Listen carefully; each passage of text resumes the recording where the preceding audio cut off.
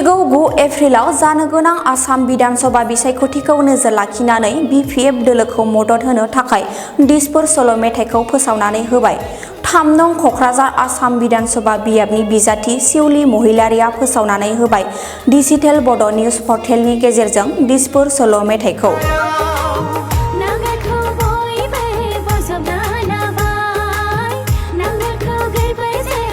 हालब्रै बर'नि हेफाजाबजों दिहुनजानाय दिसपुर सल' मेथाइखौ देंखो होयो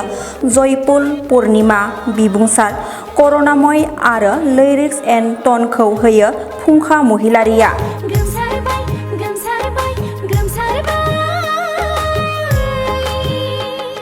दिसपुर सल' मेथाइनि गेजेरजों रायजो राजानि गोसोखौ बोनो हायो आरो बयजोंबो अनसायजागोनखौ मिजिंथियो बिपिएफनि मिरु लाइमोन नेहाथारि प्रहलाद ब्रह्मआ खौरां बिजोङाव फोरमायो।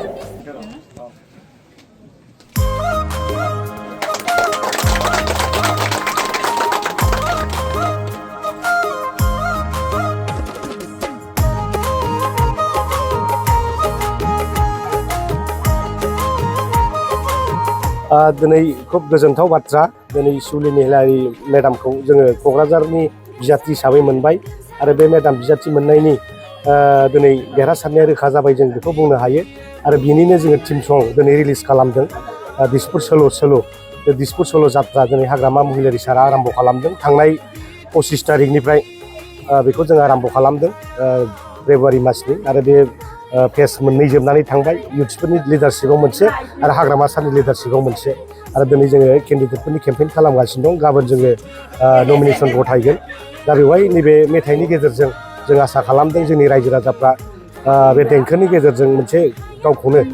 दिनै मोनसे वेल इकुइप खालामनो हानाय मोनसे डिटारमिनेसन लानो हानाय जे फैबाय थानाय बिसायख'थियाव जों सोरनो भट होब्ला मोजां जागोन बे गानाव गासिबो रिफ्लेक्ट जानानै दङ दा बे गानखौ जाहाथे जोङो रायजो राजाफोरनि गोसो बोनो हायो रायजो राजाखौ जाहाथे मेथाइनि गेजेरजोंबो जों कनभिन्स खालामनो हायो बिनि थाखाय